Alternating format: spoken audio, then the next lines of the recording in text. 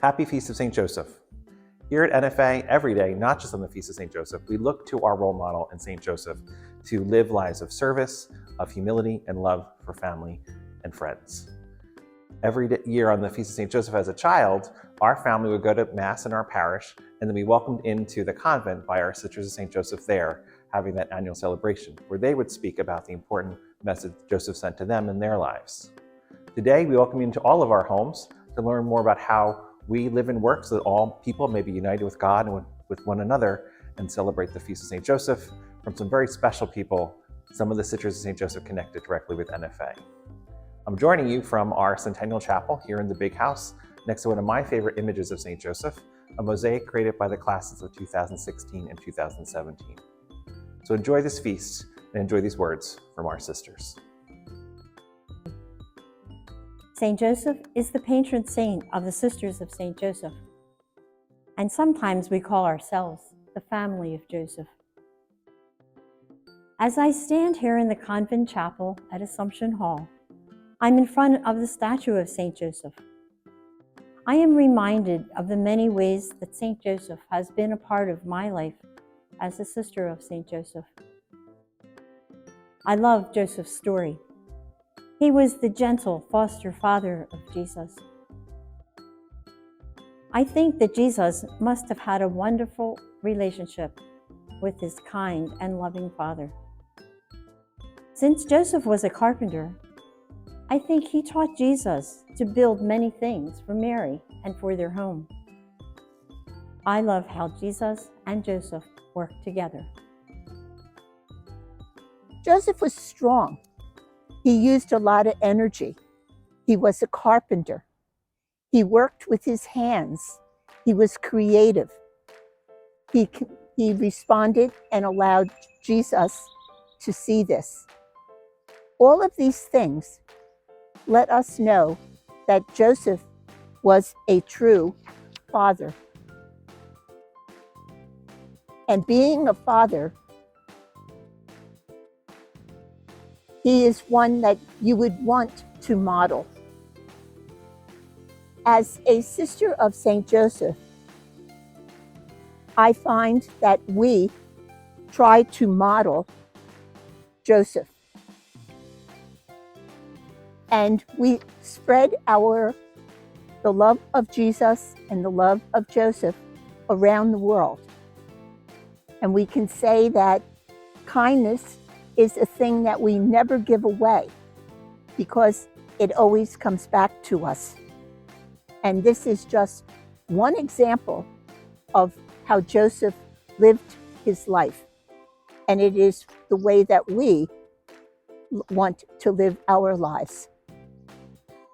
The qualities that I find are endearing to me about St. Joseph are his great trust and faith in God, in God's plan for him amid all the uncertainty in his life. And I pray that I can have a deep faith and a trust in God's plans for me and for all of us. The second quality that I find most appealing about Joseph is the great courage that he had. Courage to accept the challenges of his day, again, with so much uncertainty. I have had to use some courage, lots of courage at times, for some challenging situations. And I'm grateful for this gift, the same as Joseph's gift, for the courage. And I know where that gift came from. It came from above. I pray that I can continue to love and to be courageous in my loving with a heart that is free and just. St. Joseph was a behind-the-scenes kind of guy, always listening to what God asked of him and then acted on it. He courageously and lovingly protected Jesus and Mary, never needing to draw any of the limelight to himself. This is possibly also one of the reasons that drew me to the Sisters of St. Joseph, who try to imitate Joseph's life of hiddenness. Father Madai, one of the founders of the Sisters of St. Joseph, often wrote about this quality of hiddenness in his letters and his maxims. He wanted the sisters to live their mission in humble service.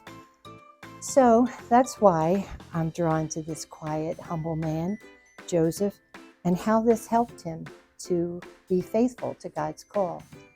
And I pray that I can imitate this spirit also in following God's call in my life as a sister of St. Joseph.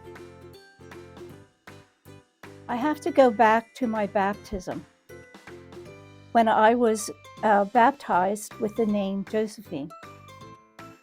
This name was chosen for me by my mother in remembrance of her sister, Josephine, who died when she was very young in high school, before I was even born. Also, my mother's family's last name is Di Giuseppe, and Giuseppe is the Italian word for Joseph.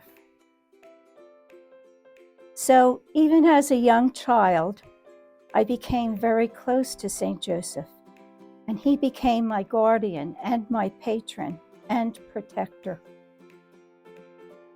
I always think that no one was closer to Jesus and Mary but St. Joseph, because he was strong and faithful and prayerful and was their guardian throughout their lives.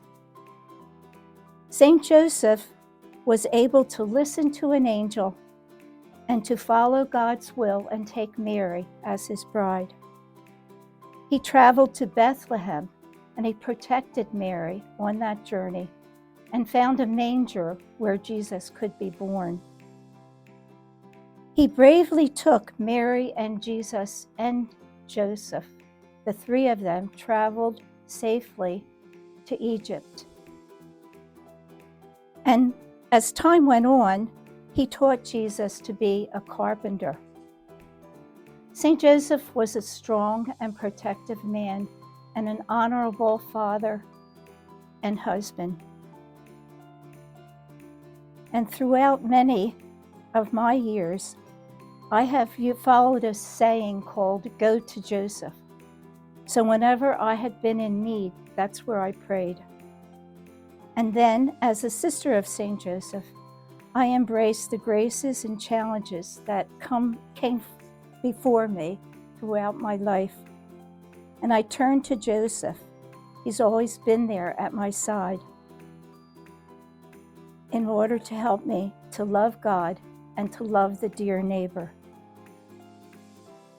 So as a sister of St. Joseph, on the Feast of St. Joseph, in a school dedicated to Joseph, we show love. God bless you. Gentle St. Joseph, hear my prayer. Keep us forever in your care.